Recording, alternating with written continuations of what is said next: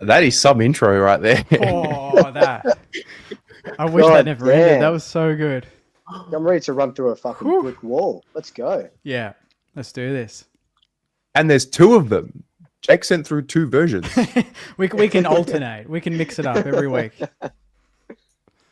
Hello and welcome to Footy Abroad Season 2. We're here for Season 2025 with the Four Musketeers. What are we? Are we the Avengers? Are we the Outcasts? Are we the Four Musketeers? What are we, guys? What are we? Apparently we're on the Hangover, apparently, according to the comments. We're the Hangover crew. Who ends up on the roof with the mattress? I kind of feel like that's me. I'm the monkey. I'm the monkey that Zach Galifianakis has. I think I'm the guy getting married. No, Jake, you're the guy getting married. Yeah, that's what I mean. I'm the guy getting married. Pom's the dentist. Terry, you're fucking he's Stu. What's his name? He's Stu. Yeah. Stu. Yeah. You're the main dude. I'm Stu. Oh, You want to lose that's your Stu? Zach Galifianakis. All right. Yeah. That's fine. Anyway, I'm happy to be Zach. Shit. Hey, we made it. We almost didn't, but we did. We made it. We got here. We got here in the end. Yeah. It is good to be here. Thanks for tuning in, everyone. Thanks for those of you who supported last year and got around the show. We're back again. The four of us will be your co-hosts for the entirety of the season this year. Pommy is the permanent fixture. I mean, how could you not? Really? 17 mil. 17 mil, Pom. Good deal there, buddy. Callahan numbers. Yeah, just call me Finn Pomahan. No, it's good. Well, it makes sense. Also, having the four of us on screen, clean like this, it just works. Yep. Yeah. So I'd just like to say, someone in my chat has said, "Did Pom Photoshop his head?" Yeah. No, my neck is that long. Thanks. I saw someone say in chat that I've been hanging out with Abby Chatfield too much, and it made me laugh because they just singled us all out, and then it was like, "But Pom's a legend." I'm like, "Oh yeah, that's fair enough. That's fair enough." That would have been Slobber. Thank you, Slobber. Much love. I don't know if you guys see this comment in the other channel, so I'll put it up on screen. Ari from the No Context Instagram account. The No Context lads, we'll call them. Keep up the primo content. We love you all. Mate, we love you too, Ari, mate. We love you too. We do. All right. Well, basically, we're going to keep this one as efficient as possible. We'll go around one by one, talk a little bit about our pre-seasons and maybe give some insight to our audience about what goes into preparing for a season in a fan channel. And then we're going to get into our thoughts of the week, topics of the week. And I guess we'll just see where the show takes us. Maybe we'll go this way clockwise. Pommy, pre-season, what did you learn and how do you prepare for a year of content? Usually, honestly, my off-season last couple of years has been pre-record content, play a lot of golf, eat Pringles. Instead, I am happy to announce that I am 17.2 kgs down from where I was last year and continuing going. And I went on a self-reflection journey. I wasn't happy where my content was going. I wasn't happy in myself, physically, emotionally, and just in life. So I started deep diving, researching YouTube. You'll see Pominos has totally changed now. We're like a completely different entity. And yeah, that was it really. It was like, you know what? I speak a lot about trying to improve yourself. And I'd found myself just in 12 months, I'd stagnated. I actually hated myself. By about December, we finished the thing and I just hated my life. Everything about it apart from my family. So massive change just personally there. And hopefully you'll have a more happier, well-versed Pom as opposed to an angry, emotional, irrational Pom. So you'll see the best of me now. You've got the best of me. I love that, mate. That's good stuff. What's left of you, like your journey? So you've lost 17, did you say? Yeah. It's a great number. That's a great number. No. Still a bit to go. Still a bit to go. So, and a lot more. Just it's something that just got to keep doing, man. Do you know what I mean? Like, without getting too deep, I've got 2 young kids. They're both hitting double figures this year. Zane will hit 10. I'm not going to be around forever, and I owe it to them. So, like, I've even homeschooled the kids now as well. Massive changes. They're homeschooled now, trying to take control of what I can actually control. So, yeah, man, like, changes you when you're a dad. It's good taking the piss and having a bit of a laugh, but you know it's real. Do you know what I mean? I want to make sure that I'm the example to them that I was fortunate enough to have when I was their age, when my grandparents adopted me. So making sure I'm a proper example for you guys and girls at home, but also my kids and my wife, and being the man that I say I am. I think that's very important. Yeah, I love that. Jake, what about you, mate? Preseason learnings, and how do you prepare for a year of content? It kind of doesn't really stop with all of the trade news and everything carrying all the way through. But I did post, I don't know if anyone had seen it, but I posted my sort of reflections video at the end of the year. And not to go into too much detail, but last year was a very, very difficult year for just a number of off-camera sort of reasons. And that kind of affected my work rate a little bit. I did all the work, but I wasn't really loving it.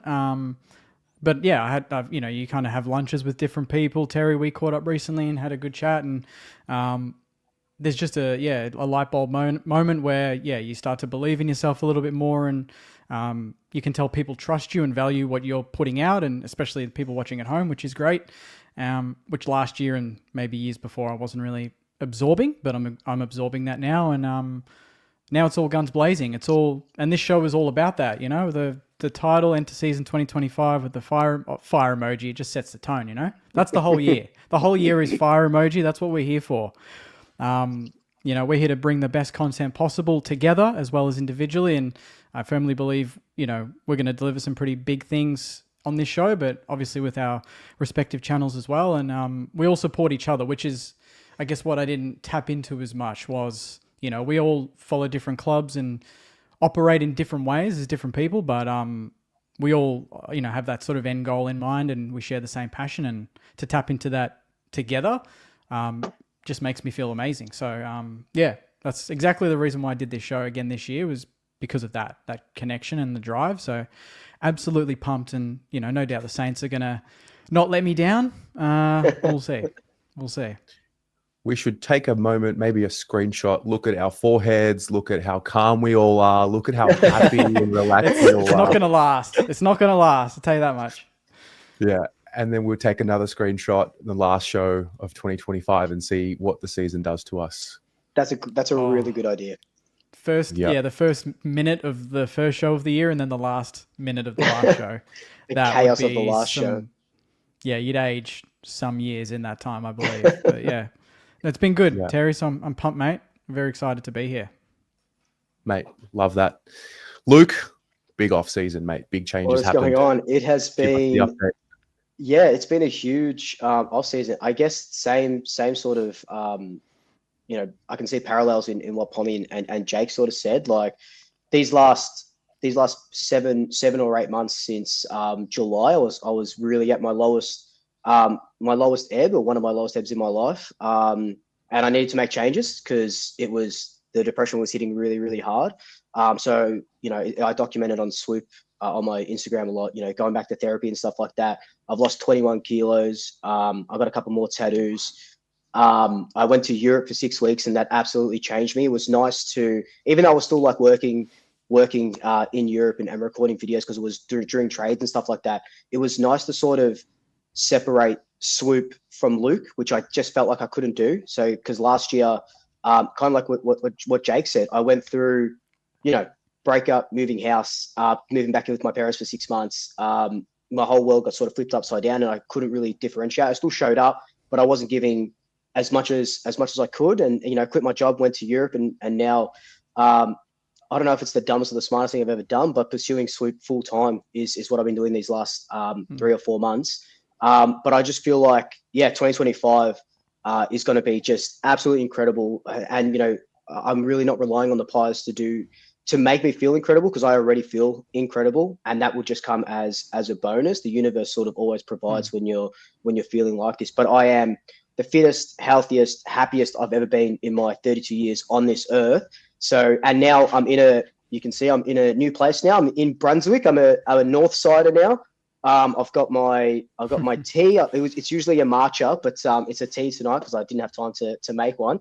But I'm feeling good. I'm feeling pumped. I said I wouldn't come back on unless we signed Pommy full time. So here we both are. And no, I can't wait for this. I've been looking forward to it. And getting back with the lads, getting back with the Mount Rushmore lads. Yeah, the OGs, mate. That's the original fan channels. No, that's cool, man. I didn't realize. I mean, you clearly look like you've lost weight, and you look sharp. But 21 kilos is a fucking effort, man. 21 kgs, man. The trick is to eat less. Who would have thought eating 2 dozen dumplings in one sitting would be a detriment to my health? You know, so I'm also vegetarian now. So yeah, I'll see what I can do. But yeah, I'm also vegetarian now, so that really helps with not getting a kebab after a club session at 4 a.m. So that's really good. I've spoken about this with Pommy. The year brings on, in the past, like emotional eating. Like I'll eat when I'm stressed or distracted. If you're in a rush, you just order Uber Eats, that kind of thing. So I can totally understand the stress of a season and what it brings on. Yeah. Cool, man. Well, yeah, congratulations 100%. on all fronts. Thank you. And what about you, mate? You jetted off to Thailand as well for a little bit? Your annual sort of trip? Yeah, that's the preseason. I did a full preseason, which was cool. When I got back last year, I did 3 weeks, and I remember getting to that trip last year, and like it was exactly what I needed. And then when I got back, I realized like I needed at least 3 more weeks, and do a full trip. But you got to kind of earn the way to do it. So I was really, I was just grateful that I was able to get there, afford to get there, and spend the 7 weeks. So I spent a month at the camp. I was initially meant to do 6 weeks, and then plans changed. Some friends from last year came down and to the camp, and I ended up leaving after a month, and then we went down to Koh Samui, went down to Copenhagen for like a secret party, which was fun, and then spent the rest of the 3 weeks in Koh Samui training at a different gym. I mean, it was great.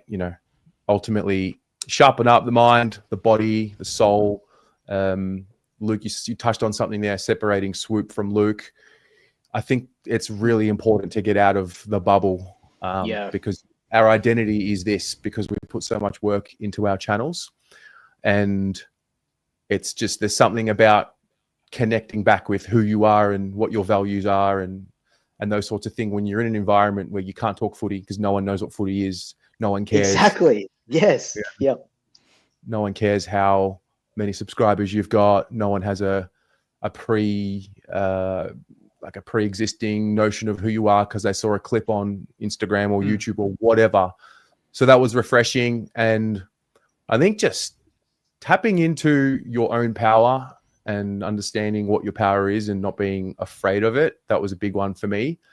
And then also, I think there's a real power. Now that I've come home, I've noticed my whole physical reality has changed completely. The power of leveling with someone in all your relationships, whether it's friends or family, like just having a fucking honest conversation. Like, this is how it used to be. This is what I want from our relationship now. This is how I can show up for you. This is how I need you to show up for me. I think there's a lost art in level, like just really like having a proper face-to-face leveling with someone instead of bottling it in. And so that's been a bit of a theme coming home. And yeah, that's my preparation for the season. Go and get the shit kicked out of me.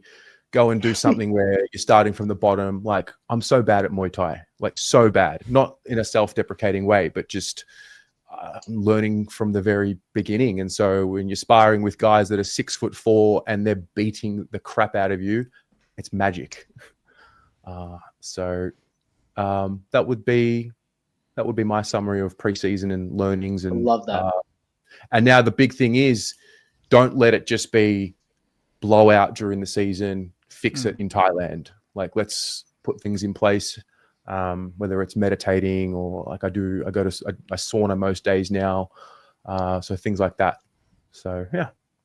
No, that's awesome. And what you said about being open and level with people as well is something that I found really difficult. And I've jumped back into the world of dating as well, and just even having those open conversations with people that you go on a first date with or second, whatever it may be, to say, look, it's not working, or blah blah, whatever you're sort of saying. That's scary, man. Confrontation is scary, and to come back and realize that, that's incredible. So credit to you.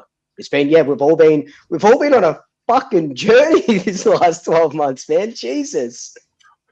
Therapy. Yeah. yeah. That's kind of what we've tied it up is. It's like a little ribbon. It's like, actually, we were just completely destroyed from the season. Because we do a lot. We absorb a lot from all our fan bases and the emotions and our own growth. It's a lot. Yeah. Yep. I think just to add on to what everyone said and what Terry said, these conversations are needed more from young men in the terms of, just actually opening up to each other and saying, you know what, I'm pissed off. You know what, I'm unhappy. I hate my life. Do you know what I mean? These are really healthy conversations to have, especially when you can admit that you were flawed, when a lot of people think you're okay. And to add on, doing what we're doing now is very similar to probably what you guys and girls are doing at home, at work, where you spend time with people that you genuinely don't like. Do you know what I mean? Like YouTube, to level with you, you have to be nice to people. You're taught to be nice to people. And me personally, I'm not a nice guy. My circle is incredibly small. It's my wife, my kids, 6 or 7 people that I level with, who I really trust and know they have it for me. This opens you up to a new world where everyone's two-faced. Everyone wants to be your friend. It's a numbers game. And you start to, for me personally, I lost myself because I found it hard to do what Terry just said, which is me. I lay people down very quickly. So you're taking the mick out of me. You're abusing my kindness. You either step up or I can lose you tomorrow. And that's something me and my wife argue about a lot. I have the ability to cut anyone out of my life, blood or not blood, tomorrow and not lose sleep. And I'd lost that, and I started to take on other people's energy that didn't care about me. So those people watching at home, find your people, find the people that you love. And you know what? You don't have to open the door for people to be a nice person. You can be selflessly selfish, and that's very important. Very important. Protect your space 100%. before you think of Spot on. 100%. Well said. Well, we're going to get cracking. We're going to go the other way now. All of us will bring up our topics. Actually, maybe we should give this a little shout. I don't know if you did that already, Luke. You've got someone that donated 5. Yeah, I don't know if I could do that. I didn't know if I could bring it up, but I said it in the group, in the chat. But Mostradamus 90, mate, he's done this, or they've done this before. Absolutely, just incredible. And I've said it before, and I'll say it again. If you're at the G on Saturday, let me buy you a drink or something to eat, just to say thank you, because that is insane. That's insane. So no, thank you so much. Thank you so much. I appreciate it. Great name as well. Great name. Mostradamus is pretty sick. It's pretty sick. Well, but mate, why don't you kick us off, and you can start off with obviously what happened over the weekend, because you're the only one who had a game to watch, and then after that you can talk about your thought of the week, topic of the week. Yeah, 100%. Cool. So opening round, everyone's favorite round of the AFL calendar year. So Pies go over to Sydney, get belted by a Giants side that I didn't see coming. I definitely underestimated them with their sort of outs. And they just ran over the top of us. They looked just so slick in their movement, and I can see why now, being there at the game, why everyone has them as sort of premiership favourites, or in the grand final at least. I thought the Pies really lowered their colours, and I've been going to training since November, and what they showed against the Giants was nothing like they've trained. The Giants just ate us up. Didn't let us play our game. And in football, if you don't have, a plan, if you only got a plan A and that goes away, and you don't have anything else, you're cooked. You cooked yourself. And it just looked like we didn't have a plan B to Z, which was which was unfortunate. But the Giants were just too good, and we, there's talks about, are we too old or too slow and stuff. But it wasn't even the old guys that were. It wasn't even the old guys that were doing that. It was the young kids as well. You can see Nick's cramping and Josh is cramping and Reef McInnes and Bo McCreary had like 5 or 6 touches. So it wasn't even just the old guys. It was just everyone was just down, which is unfortunate. But we know that opening round doesn't really count and there's no points given for opening round. So the real stuff starts on Thursday. So that's what I'm excited for. Yeah, fair. Do you get scared when you see Nick go down the way he did and grab the calf? Like obviously it was a cramp, but yeah, because they showed it on the big screen, just him clutching his, and every Collingwood supporter just had. It's like when you see a crash on the freeway, you sort of turn your head. Everyone just looked to the side, and no one knew what was going on. And then then thankfully it was just a cramp, bit of pickle juice. People were saying the pickle juice industry got a massive boost because we had about 6 players go down with cramp. I just think, and I was talking to Pommy about this yesterday. I just think it's really weird that. I'm not a professional athlete, so I don't really know, but that these guys who have been training all summer in the heat are cramping up in the third quarter. But again, I don't know the ins and outs of sports science to sort of know all about that. Yeah. No, that's fair. So no panic button yet. Just it's a marathon, not a sprint. No. Brisbane lost their first 4 games and won the premiership, so she'll be right. Yeah, that's true. That's, and even Hawthorn went 0-5 and they got to a final. So now should be if panic buttons if Port come out and spank us, but that's to be seen. So cool. So we'll jump into the first topic of 2025. So we know that especially what we do, even what we do is a 24/7 thing because we're all sort of big clubs. But is it a blessing or a curse that there is about 30 football TV shows at the moment? Like on Monday night, there was about 4 or 5. They're all on concurrently. Footy Classified has 2 nights back to back, which is just wild as well. Then now, because you've got Channel 7 doing their own thing, Fox Footy doing their own thing. We saw it a lot because there was only 2 games played at opening round and we were the last game, that every single show just talked about us. And apparently every single show has Kane Corns on it because his head is just popping up everywhere on the AFL app, on Channel 7, on the news. It is just absolutely insane. But doing what we do and, I'm posting the news and I'm posting on Instagram, like updates. I just can't keep up.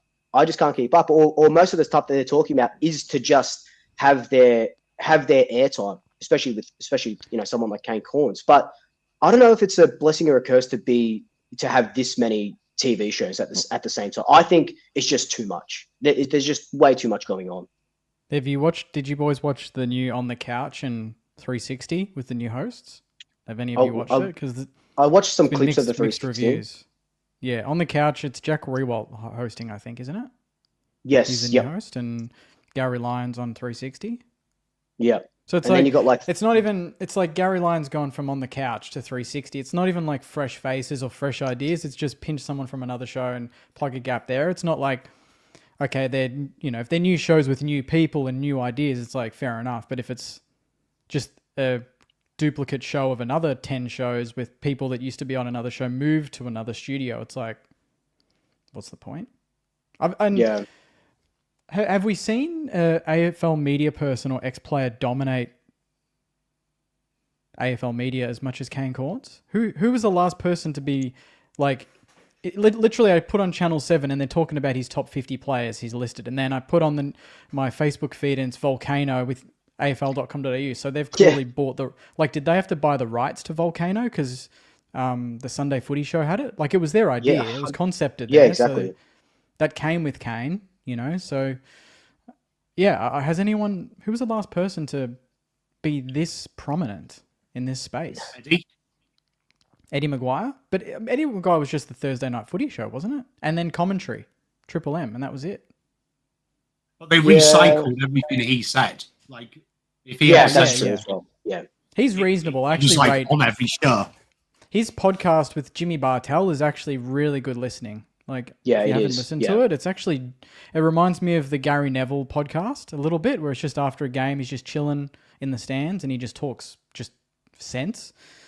coming from a guy of great experience. We need more of that, more stuff like that, and less studio budget. Let's look at the graphics up on this big screen type stuff. Just sit down and talk. We don't really have enough of that. Yeah, I think T Mello, good shout. I think Dan Gorringe is probably on the way to having a really successful, True. probably more Yep. digital media at the moment. Who knows if he transitions into Channel 7 Fox Footy, although, Yeah. I mean, I'm sure Danny's smart enough to know what he's doing, but if I'm Dan, I'm just going on my own, like doing it my own way. Like he doesn't need anyone. No, That's he's a doing good it call, well as actually. well. He's in that Hamish and Andy realm where it's very funny. They start with radio, get very big there, and then they're doing Hamish and Andy Europe tours and whatnot, and they're selling, that everyone's tuning in on a Thursday night to watch them just be silly and have fun. I'm surprised he hasn't got his own, or at least maybe that would be in the works at some point. He'd have a Dan Gorringe actual show that people would want to watch on a weeknight or something. Yeah, Something and something break up like the that. seriousness. Yeah, 100%. And something like that is probably what we need in the football world. Like you got to look at the Champions League coverage with like Michael Richards and Thierry Henry and stuff like that. Like that's fun to watch.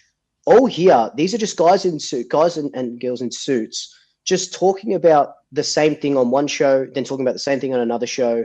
Then there's dead air, so they're pulling clips from this show, and it's just all melding together. There's no originality. That's what I'm sort of thinking.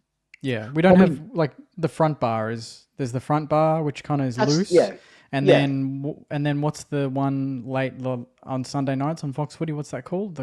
Not the first crack. The one with Jim Dunstall. What's that called? After Bounce? the bounce or the bounce. Yeah, The something Bounce. about, Yeah. something So about those Bounce. are like the two sort of with Andrew Gaze and whatnot. Like they're kind of more the loose footy shows, but it's only really two of them. Yeah. Pommy, you and I had this conversation recently about picking the roles to put into such a show. We're talking about that Champions League show. What have you watched from that? Well, I mean, firstly, just want to give a shout out on our stream. Zave FN just donated 5 memberships. So well done, chat, as well. You all thanked him. So very proud of my chat. They all jumped before I had to tell them to do it. So well done. I think Liam Glover, I couldn't agree more with Liam. I feel the issue with Australian sport in general is they look to America and they take the great bits of American TV, but forget that there's an element. So one of the best football shows I've ever seen is First Take with Stephen A. Ames and Kellerman, right? But Australian media takes the Stephen A. Ames and doesn't realise it needs Kellerman to make it work. And if you watch First Take now Kellerman's gone on and done bigger and better things because he's an analytical genius. It's just Stephen A. Ames shouting and a load of other guys going, right on, Stephen, right on. And they have a token female there who just kind of like mediates it all and can't get a word in edgeways. And it becomes kind of like comedic and memey to me. And I have no offense to Dan does footy, but to me, that's the issue. To me, when I watch sport, I want to be educated. And I think the EPL does it brilliantly. When you look at who they've got, and sort of narrow back to Terry's question, they've got Mick R. Richards, who's the comedian, the one that you'll tune in. And my wife liked watching Mika as well because he just breaks it up from the monotony. Yeah. But then you look at Thierry Henry, analytical genius, an absolute superstar. But he can be a bit too much and a bit too wordy and be too technical. But then you look at when the other shows, they'll have a Roy Keane, the working class hero. He'd break a guy's legs. He says it how it is. A goalkeeper's job's to save and a defender's is to defend. I don't need to hear your stats. But then you also have Jamie Carragher, the working class man, who words it like your uncle would word it down the pub. It's very simple language. And then we've got Gary Neville, the suit, the former player. The suit, though, he comes at it from a brand, PR perspective, why the clubs lie, why the clubs tell mistruths, how it protects players. So between it all, you kind of get everything. You've got the guy taking the piss going, nah, like Roy Keane, nah, you don't need a psychologist. You just need a warm bit of beer and go out there and play for the Guernsey. But then you've got Gary Neville saying, this is why we protect the players and this is what's going on from a business sense. But then you've got Mika, who's telling it from a player's point of view who just loves the game. You've got to have it narrowed down. And when I look at Australian TV and I look at YouTube particularly, podcasts particularly, I'm looking at you. It's basically the same. You've just changed the Muppets slightly. That's all you've done. And I admire Kane Cornes because I think Australians take Kane Cornes the wrong way. A media job is to give your top 50, and it is to make you talk about it. The problem is, what has our media done? It's criticised Kane Cornes' work. It hasn't presented its own 50, though. And that's why I put an open challenge on my channel. I would love Kane Cornes to sit down. I give him my 50. He can say his piece and go, this is not right. But then, together, we work together. We work together. So I feel like we missed that nuance. Kane Cornes, yes, he's annoying, but he's doing his job. He's getting you talking about it. The problem is, all the other nuffies, Sam McClure, they just want to say controversial things because negativity is the same as positivity. No one's actually saying, why do you think this? And how can we expand on this? Because genuinely, it should be, here's your 50 players, here's my 50 players, let's hear yours. And we learn together. But no, and Liam's nailed it. We've just got the same blokes, and they're slightly different. Yeah. That's it. That's a really interesting topic. And there's a shift that's happening. There's some sort of mega play happening, networks against each other. There's I don't know, lads, the perfect storm, if you ask me. Oh, he's got that grin. Something stirring. Scrambling, mate. I see it. Scrambling, mate. I see it. He's rubbing his hands too. He's like, "Let's go." Did nobody? Does anyone else find it weird as well when you've seen this new? It's what 3.4 billion, 4.2 billion. The deal. I should know this because I've mentioned it on my show 100 times. So this is really bad. That the researchers. It's a big deal. I'm sure it's for some reason 3.4 sounds about right, but all the shows are basically as if they're covering their bases and going, "We've always had a front bar type show, so let's all do it. We've always had a footy class. Let's do the same. Call it something different." No one's gone, let's be innovative. Let's change the game.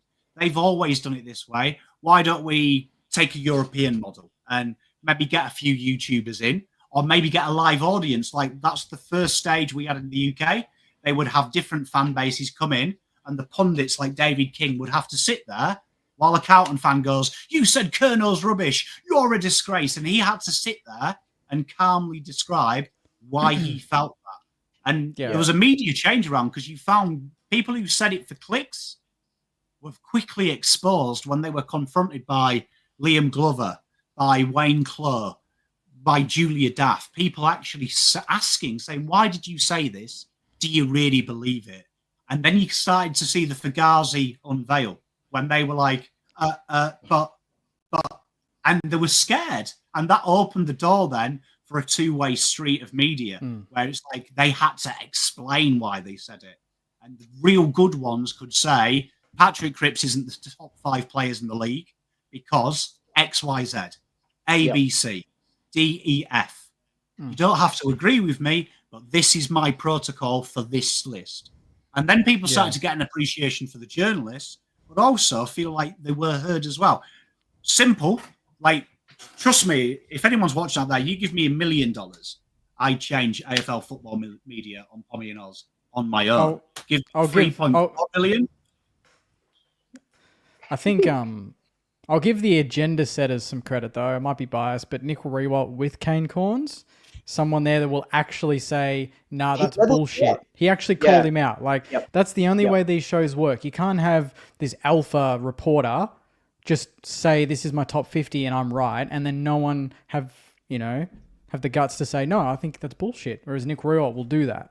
Particularly if it's St Kilda related, but this wasn't St Kilda related, and I love that he was the only one that really wanted to give it back. That's when it's interesting viewing. If you don't have Nick Rewalt there and it's just Kane spatting stuff, which it's like for most of the shows, then it's like, at least someone challenged the thought, let's have that debate. But it's not on every show. You know what's fascinating though, Craig? No, everyone has done it. Everyone has done it in a way, in the terms of they've all taken it and done the most Australian media thing ever, take the piss out of it. I read the comment section, and in my video, I went through the comments and said, "This is what's wrong with society. You're saying Kane's wrong. You're saying he's an idiot, but you're not actually asking the right question. What was the formula for this 50? Because, like I said, an opinion can never be wrong. It can be incorrect factually, but if you believe that, that's what the opinion piece is. My opinion is this." But no one in the media has gone, okay, why is Lockie Neal so low down? Why is Sam Darcy there, but then you've said Harley Reid's too raw to be in the top 50 players? But Darcy, you're saying you've done it on potential. There's so much contradiction that no good journalist has gone, okay, Kane, what was the list? What were the rules? Which I think is an interesting conversation, because there's so many double negatives from what we've learned how his list was formulated. Like you said, Cripps, he's never done it in a grand final. Neil was one of the best players in a grand final, was ranked below Cripps. Yeah. Well, don't you find it funny that you've got the AFL who employ all of these people? All these people work for the AFL when it's all said and done.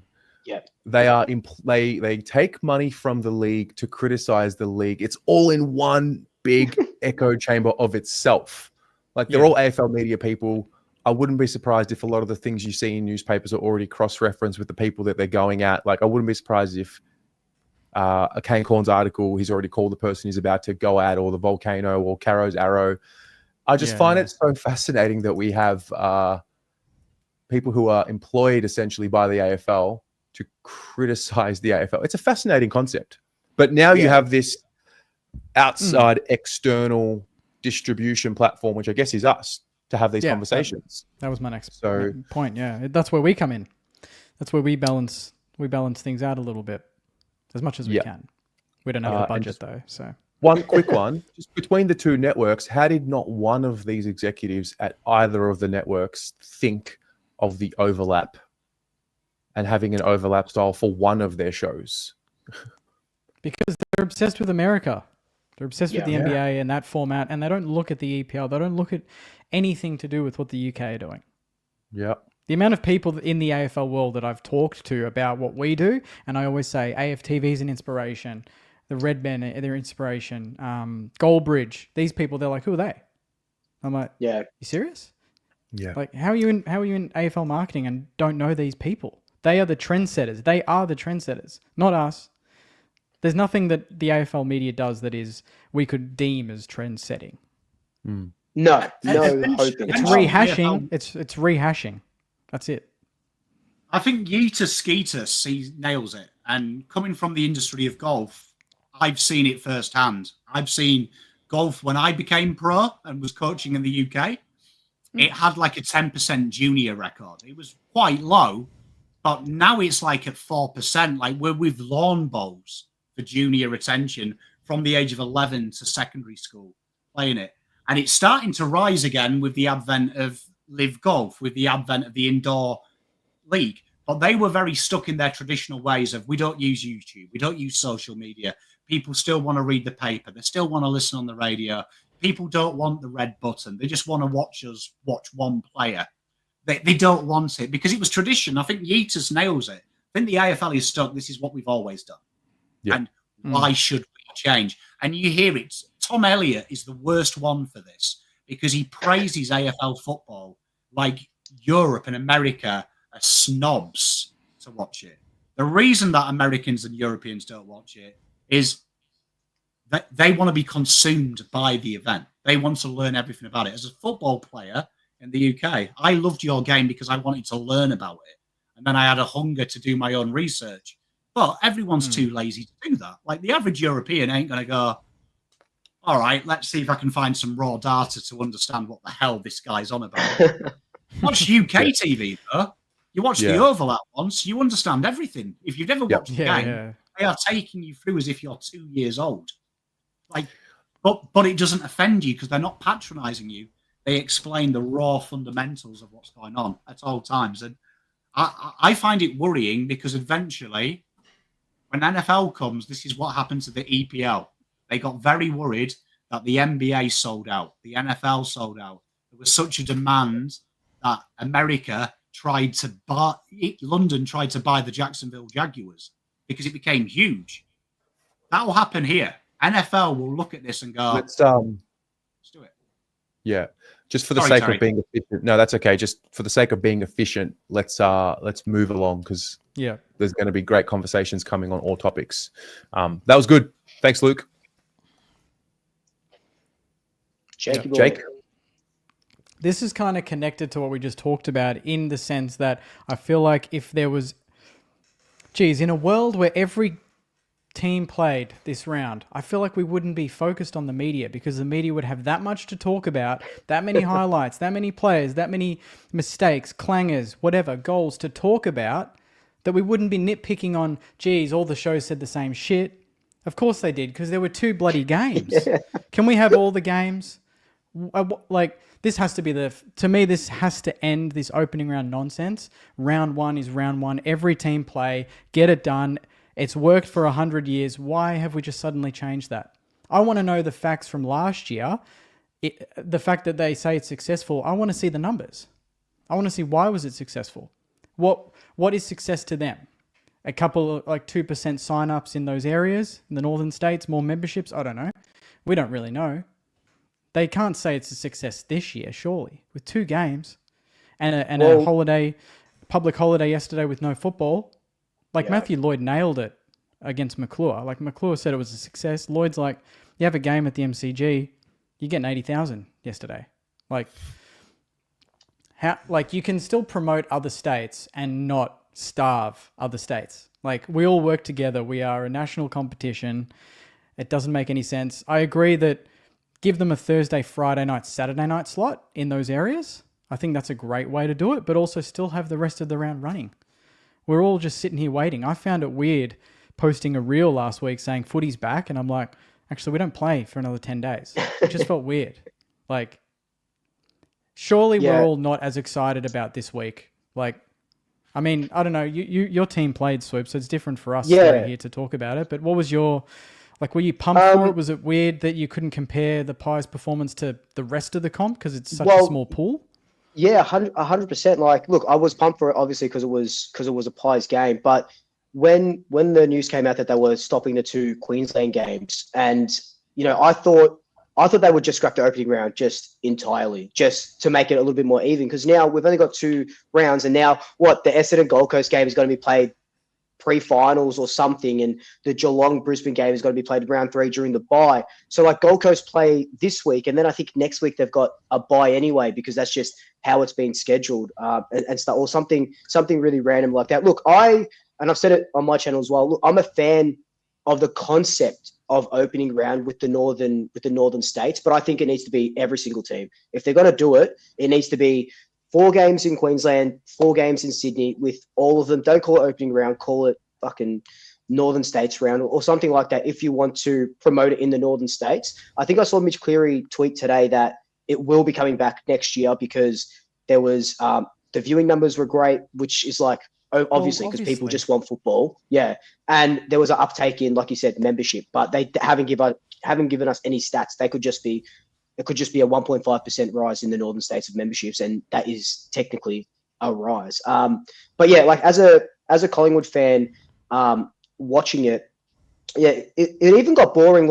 I flew up to Sydney on Saturday night. I was in a pub watching the fucking NRL because there was just no football on. On a Saturday night when it's opening round. So yeah, it was weird, and I guess this is where that sort of debate is. But how can you not start with Thursday night at the G, whatever you guys are going to get, 85, 90,000? It's it doesn't matter that all the talk of the Tigers or whatever. That's when the season starts. That's when the season starts.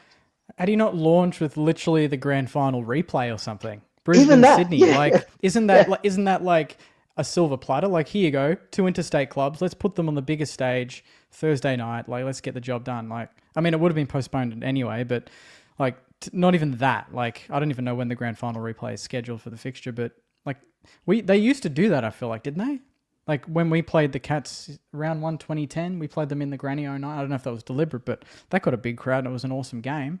People got pumped up for it, I like a grand final rematch at the start of the season. I reckon that's such a good idea. And then you play it at the home ground of whoever won, if they're they unfurl the flag, like literally unfurl the flag in front of that team, like rub it in even more. Fireworks, exactly right. like the heat is on. 100%. Sets the tone. But I feel like we've lost a bit of theatre. Like there's no big announcement. There's no big show to launch the year. There's nothing to just sink your teeth in. The fact that we didn't even launch the show until this week, it kind of explains a little bit of where we're at. Maybe we're a little bit disorganized to get it sorted, but what's the point? There was no point last week. Yeah. Well, I mean, the cyclone is the cyclone, so no one can predict that. I think that has to be brought into account.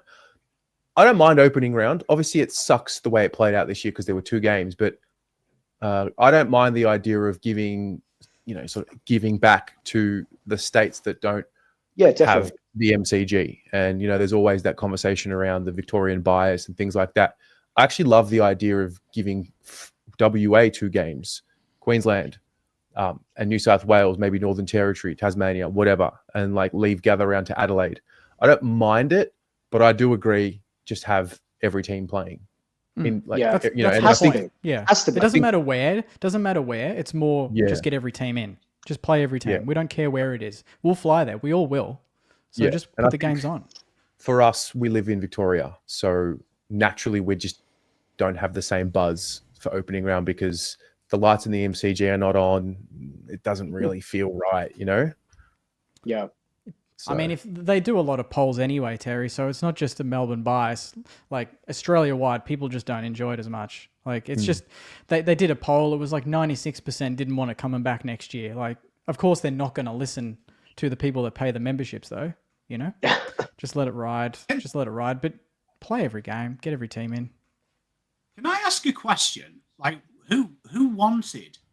Because do you remember back in the day when we had the JLT preseason series and they played them all in the middle of nowhere? Do you know what I mean? Like Bendigo had a game, Werribee had a game. Do you know what I mean? Yeah. Umbury had a game. Do you know what I mean? They toured and played more catchment areas. Do you know what I mean? And tried to bring it round. Why can't we simply fix this? Like if we want to showcase it, Thursday night is whatever the game is. Why can't Friday night be a game in South Australia? Like Friday night footy is, in my opinion, the biggest event. It's the event that everyone starts their week. Why can't that just be interstate? And they say that's not going to be at the G this year. It's going to be on a rotation basis. You know what I mean? South Australia one year, Tasmania when they come in, they open the season. Whatever game on Thursday, if it's Carlton, Richmond, Carlton, Collingwood, whatever the game is, or the grand final replay. But I don't understand, the grand final replay. I don't understand, who are we trying to be?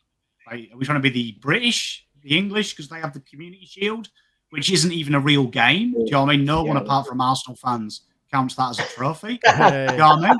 No one cares about it. So for me, I don't get why you have Ron Zero, because it warps the ladder for a start for first 4 rounds. Even longer now, because some teams are going to be 1 game less till round 23, right? Who wanted it? Because I used to like the old games where it was the JLT and the Marsh series, where we'd see them play little small community grounds. That was really good. There was no worry about injuries, was there? Because they played 2 in front of no one talks about this, but they played 2 in front of the TV that year in 2018, 2019. And then 1 game was a pretend game over 6 quarters as a practice game that the fans could attend if they wanted. It was a training. I remember me and Terry going to the Collingwood one, 6 quarters. Do you remember it? But then we played 2 additional games, right? Which were on TV. No one complained about injuries then. Where did it come from? Because, no offence, it's already a national game. So why do we need round 0? Why can't you just make Friday night an interstate game? Who wants it? No one wants it. Was it linked to the NRL going to Vegas? Going to Vegas. Was that the link? So it was they're out of Queensland and New South Wales, so we should try and get in there. Yeah, but then they got their timings. But then they got their timings wrong anyway, because by the time we played it, they were back home. So that's why it didn't make sense last year, and they didn't do it again this year. I think they did it a little bit earlier. So again, doesn't make sense. They were. What about this? just a random solution. Call Damien crazy. 9 games, call it round 1. Wow, Holy- it's groundbreaking. Wow. Someone That's get Andrew Dillon on the phone. That's what it should be, man. Like Jake said, it's so. worked for the last 100 fucking 200 years. Just keep it like that. how Absolutely. like love yeah. We were still gaining on NRL though in 2019, so they were still gaining catchment in Queensland, it. which is where they want to break. And you look at NRL, go and speak to the average. They hate Vegas. They hate it. They're like, why are we taking our great game to them clowns? So it's actually jeopardizing NRL because the NRL fans don't like it. So keeping it normal would have been sensible. Well, I mean, at the end of the day, going to the US to find eyeballs and potential sponsors is the name of the game. You know, that's what I think they're bringing. That would be the reason why. And I guess what you were saying earlier about they were talking about the viewership numbers being higher than they've ever been. Well, I mean, eyeballs are becoming more and more valuable than they've ever been because they sell sponsors. So, yeah. We had to talk about opening round tonight, didn't But we? of course, more people are going to tune in because Saints aren't playing, so I'm just going to watch the 2 games that are on. Like, it's just common sense. It's not like there was more demand. Mate, we're the pawns in the game. We're the pawns in the game because, like you said, you're going to not watch. You know what I mean? Yeah, that's the thing that gets me. I watched Melbourne Storm more than I watched Collingwood GWS on the weekend, partly because it was a shit game, and then Storm were like 40-0 up in like 2 minutes. I'm like, cool. All right, let's see what their score is going to be. You know, mate. Didn't they just go on a 23-year first round? Like they haven't lost a game in the first round for like 23 years or something. The Storm. Something stupid. Yeah. Amy Park looked pretty full too. You know, Sport in Melbourne. It was pretty biggest full, biggest crowd that they've ever had there. So we kind of helped the NRL there a little bit. Like, hey, here's a free hit in Melbourne in the city. You know, go for it. You know, the bit that makes me laugh is Andrew Dillon said the viewing figures were high. Does he not take into account a cost of living crisis, rising expenses, and no one can afford 2,500 unless you're ripped like Swoop to go over to watch your team? So, of course, people were sat at home miserable. The only thing that probably keeps them going as a family is the watching the footy together. Yeah, well done, Andrew. Great maths. Price people out of living and then move their one game that they enjoy interstate. Yeah, brilliant. Yeah. The same people said, "Oh, our viewership's up during COVID." They're like, "Wow, I can't believe more people are watching." Wow, it's working. Our marketing's working, guys. Our marketing's working. Lock them up.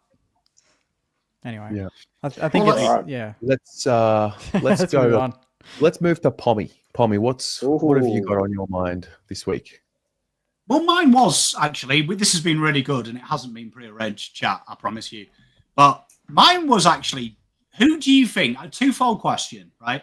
Who are your top 5 players in the AFL, right? In the AFL, because I think it's a great question to have with people because there's no right and wrong answers. But who do you think, when you've looked at the guys that they've named in all their top 5, they released it today on SEN, every pundit, there was 2 names that were really massively down. One was Patrick Cripps, and one, which surprises me, is Lachie Neale, who seems to be grossly underrated. So, twofold question. Who do you think is the most underrated AFL footballer in the competition? Who is A grade in your opinion? So don't give me Hugo Garcia, Jake. I'm trying to take that away.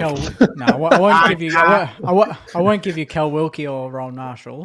No, but I think that would be fair. And then the second part of that question is, who do you think is the most overrated? Because I will throw mine out there. I think one of the most grossly underrated players is Lachie Neale. I think he gets zero respect. The guy did it. Every argument you make, Cripps did it for rubbish teams, did it for great teams. I hear it about Bont as well. So did Lachie Neale. Lachie Neale did it when Brisbane have lost. He's always their best player.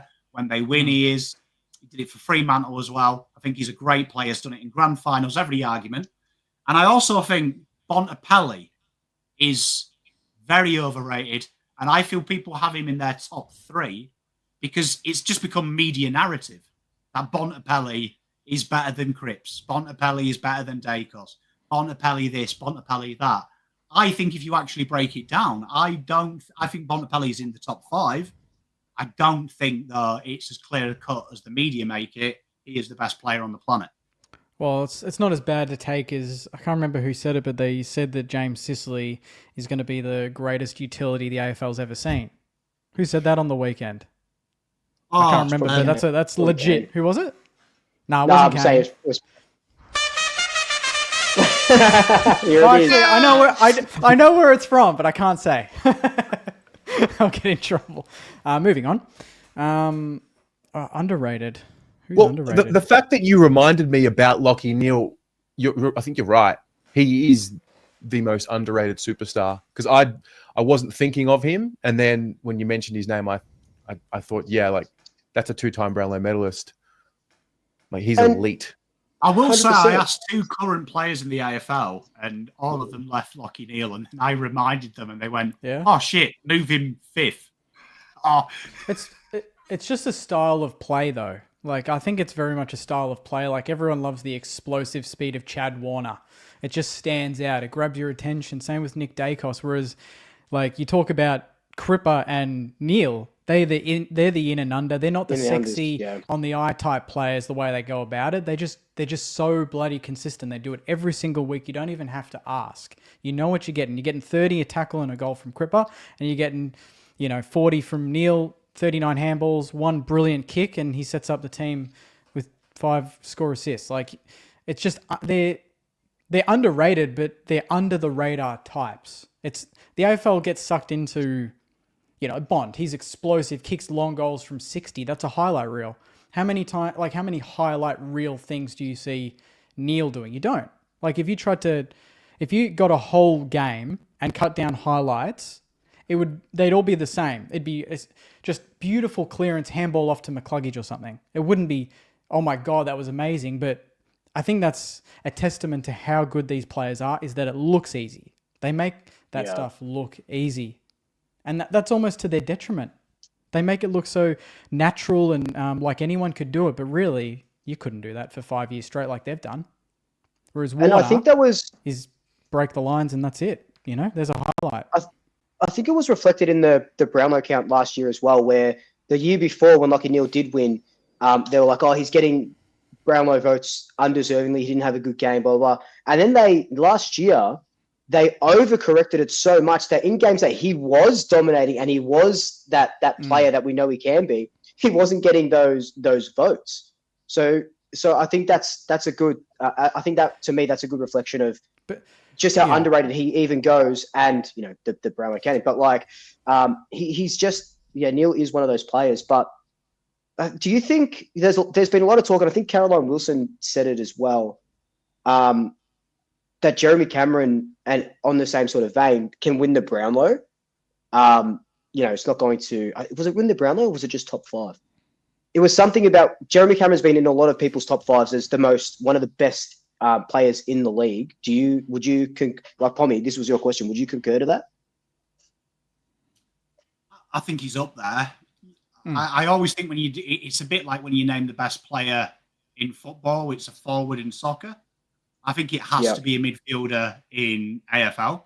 I think it has to be, it's always like a cam or a striker in the best players in the world. I think it's got to be a midfielder because I think the midfielder is the conduit. But I think Jeremy Cameron, without a shadow of a doubt, is the best key forward. No one plays like him. He moves to the wing.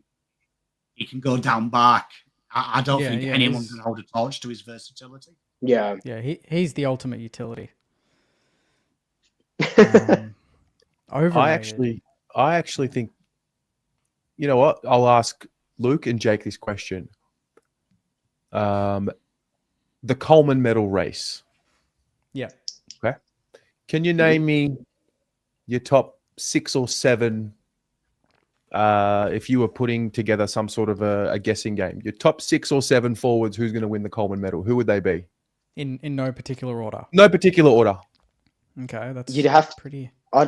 I'd have to start with, would it be, in no order, would it be Curnow, Cameron, Hogan would be the top 3. Okay. Or, those are up there. Tim Membry is going to kick about 70, 80 goals this season. So Yeah, he started well, didn't he?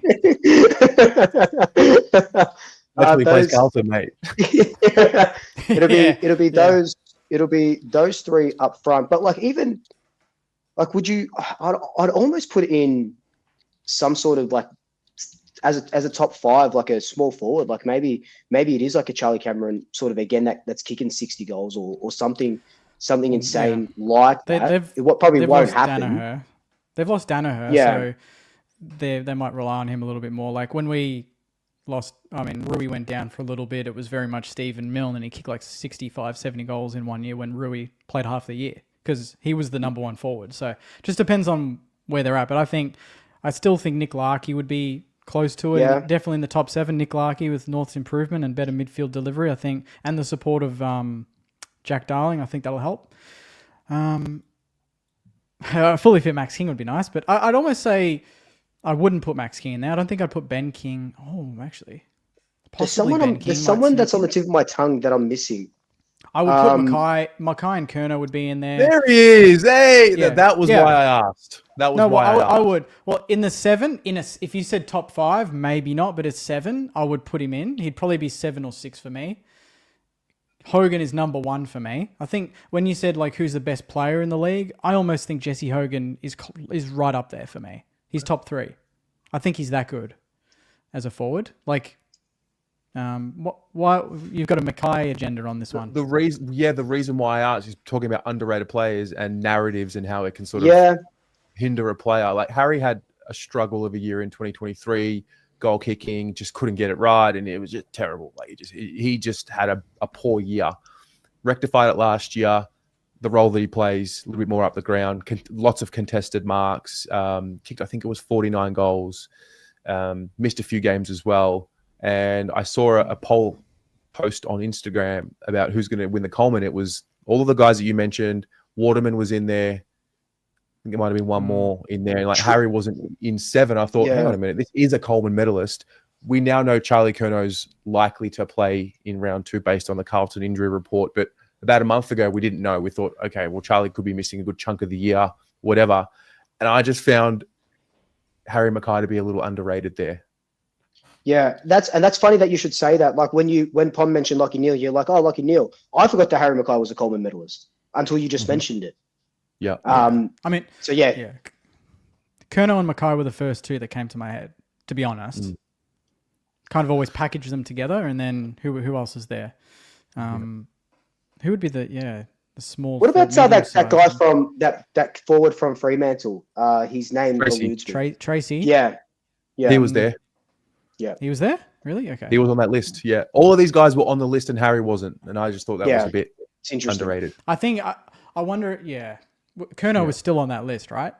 Yeah. Obviously. Yeah. So I feel like some people just will pick one of them and they won't pick both. Just even though they might, like for me, I'll just pick both because I think, they're both going to kick a lot of goals. But I think some people want that free spot for maybe a surprise packet in their list. Like there's always one that Waterman was last year, so now people think for the next 5 years he's going to be kicking 60 plus. It wouldn't surprise me if he drops off and kicks 30 less. You know what I mean? Like, he could be a one-season wonder, but who knows? Like, that's the beauty of football. We don't know. Yep. Okay. My topic. I have a topic and a question. I'm being greedy.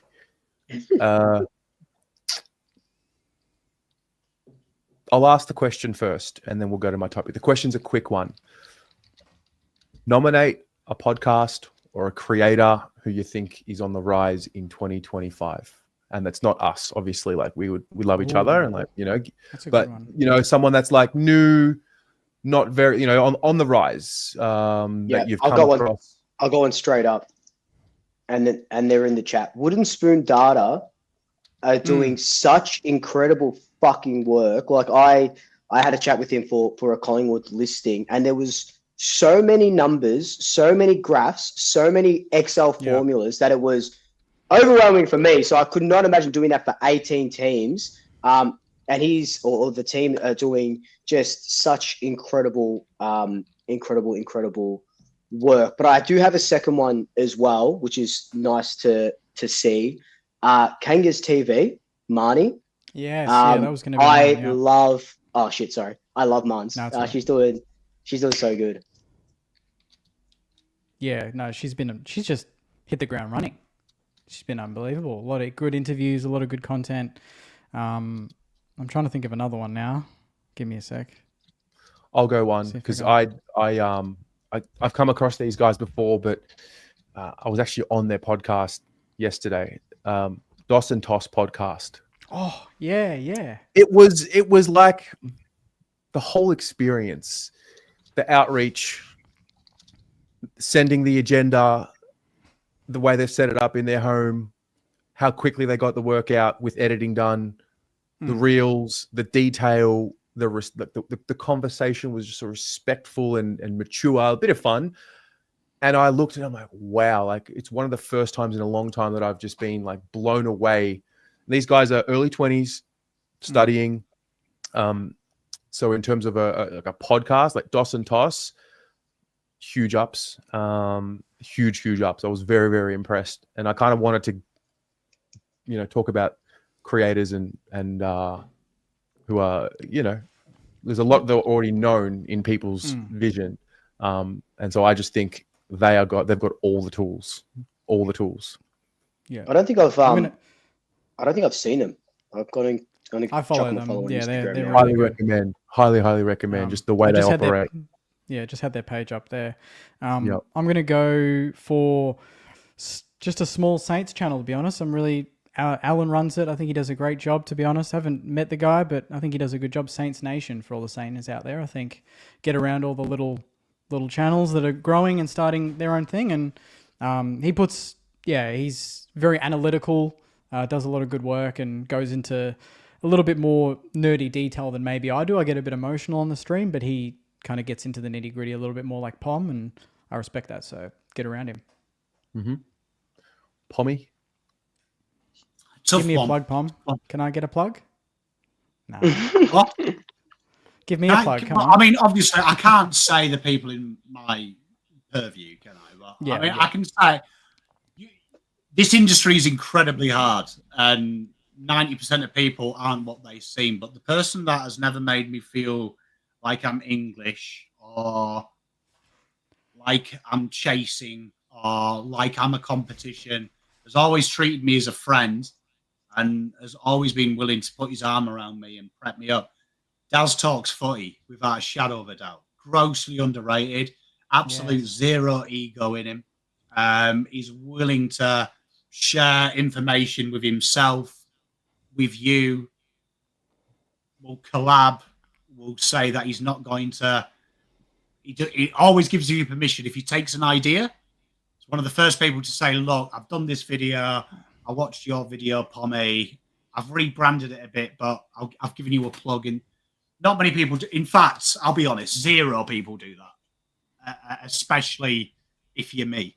So shout out Daz Tots Footy. Probably one of the few people that I would trust with the $5 and know that I'd get the $5 back. You just reminded me, I've got one more, and I feel like we all should absolutely give him a plug, but a yank on the footy.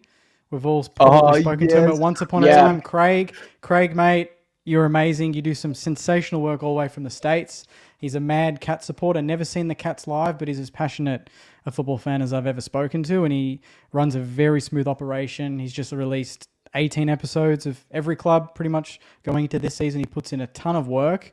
He's a teacher, but then he does this in his evenings and gets up early to have interviews with all of us fellas, and I think he deserves an absolute plug. He's doing a great job, and we should all definitely get around him. He covers all the clubs, so regardless of who you follow, get around Craig. I think he's most frequently on Twitter, so a yank on the footy. Definitely. Can I just throw in Navy Blue Corner as well? If we're talking Carlton, seen Jake's had his own Saints.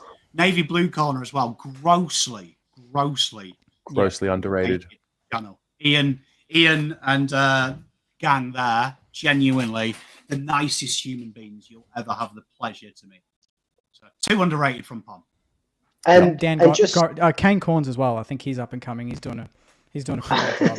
So I should mention as well. Like, it's nice to see. We sort of had a laugh before saying we were like the OGs and stuff, but it's nice to see the rise of a lot of content creators as well. Like, even for me, like Pies Footy, Black and White United, they're coming up. They're doing some good work.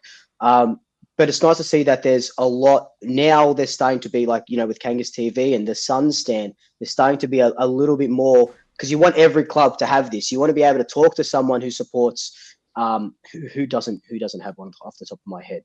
I don't know, Brisbane. Oh, no, Brisbane have some, but you know what I mean. Like, you want to talk to all the ones that do have that content creating. So we've probably left about 24 channels out, but yeah, it's nice to see the rise of these content creators. It's really cool.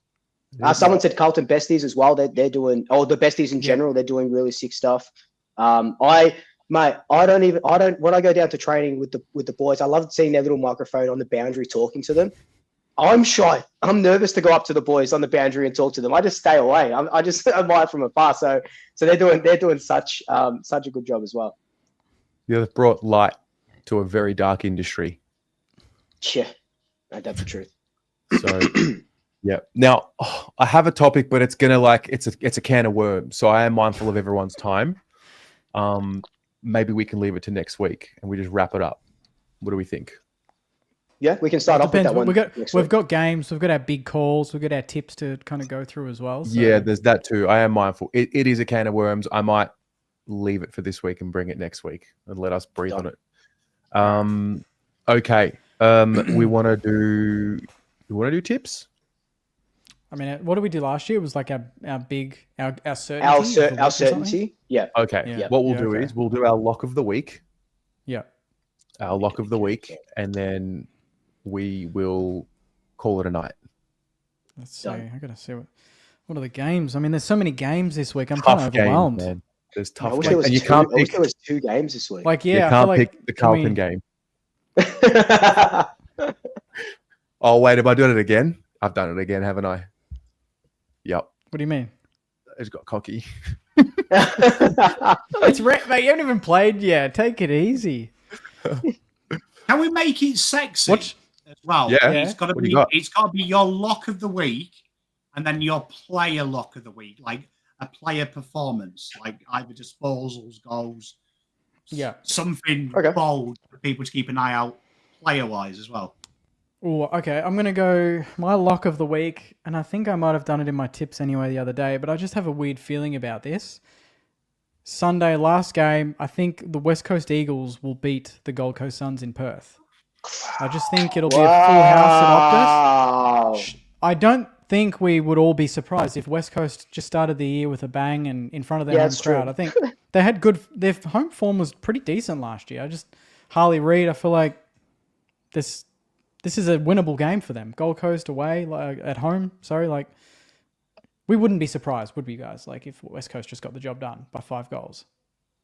I know we expect so much from the Gold Coast Suns, but do we expect the Suns to make finals? I expect them to be between up there, 7th and 11th. One of those, and they'll all be within 4 points of each other or 6 points of each other. I think they'll be right in that mix. I don't know if we haven't I just feel like I haven't heard that much about the Eagles. It's been so much about Richmond and North and who's going to North improving, Richmond aren't going to win a game, and then people kind of forget about the Eagles. So I don't know what the consensus is of are they going to slightly improve?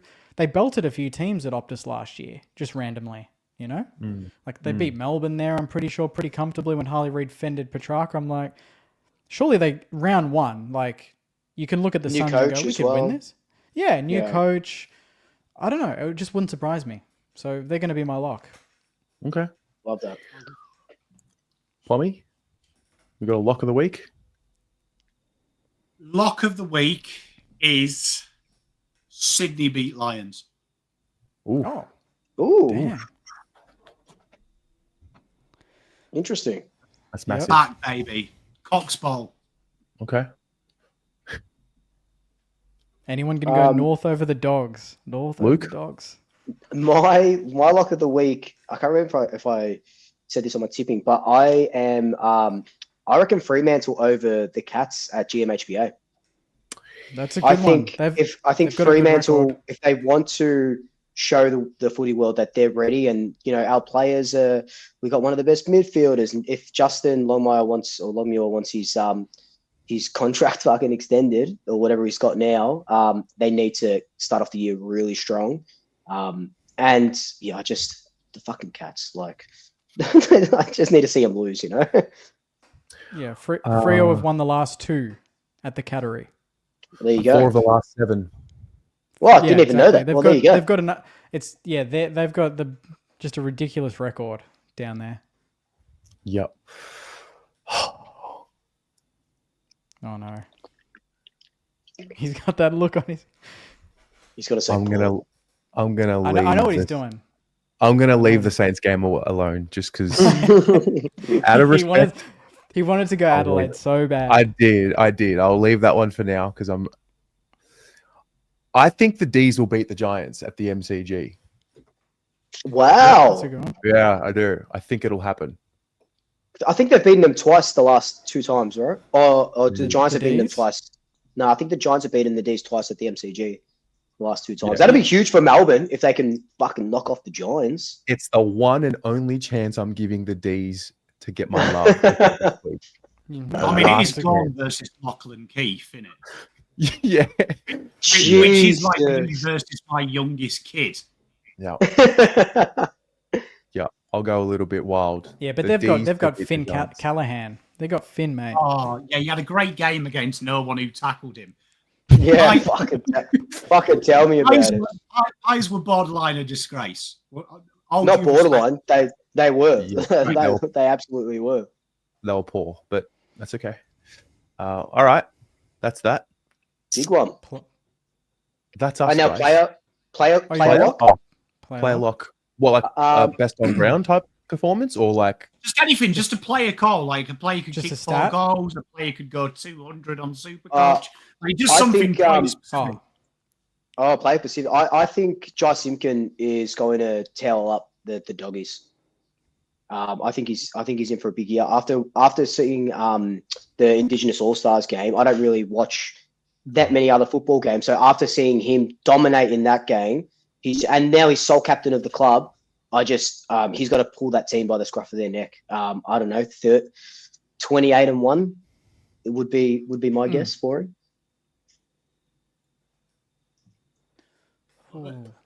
Zach Williams kicks 4 goals on Thursday night. Yeah, hey, could happen. Yeah, I mean, you could say Jacob Wiedering kicks 4, and I'd believe you against so. Fine. Hey, don't build it up, Jake. We're Carlton fans. We can do the unexpected. I wouldn't be shocked to see a 4-point win for the Blues, to be honest. Damn. What's your sexy player, Pom? Well, Jake ponders. Sid Draper wins this Rising Star nomination. Oh, that's 24 touches, 2 goals. Against Damn. us? Nah, it's not happening. We'll tag him. If you're tagging a first-year player, Jack Steele's going straight to him, mate. So just watch out. you've got more problems than I think you've got. Yeah, head-to-head with Jack McRae will be fun. No, actually, that's going to be my call. Jack McRae, I mean, it's hard to say now, but I think he'll get maximum coaches' votes, and he'll get the 3 votes at the end of the year for this game, Jack McRae. He'll have 35 kick a goal, best on ground. I like that. Yeah. That's a big call. A sexy call. Is it? Is it? Come back next week when we completely ballsed it up. Can't wait for that. Yeah, can't wait. Yeah. Can't wait to I hear hope- the promo. Nah, Eagles are getting it done. All right. Lads, great to be back. Oh, Good it's stuff. so much fun. So much fun. I really enjoy not talking about Carlton. I know. This time next week, we don't have the luxury. We do not have that luxury. Yeah, no, it's good. It's just a window into a different world. Chat, all of you who tuned in, thank you very much. Thank you. Thank you, No matter where everyone. you're watching, before you leave, if you can hit the like button, or if you're not subscribed to the channel that you're watching from, hit the subscribe button. Get around your fan channels. Have a great night. And 7:30 Tuesday nights. That's us, Yep. guys. We'll be back. See you guys. See See you you guys. next week. Thanks a lot. Bye. Go Blues.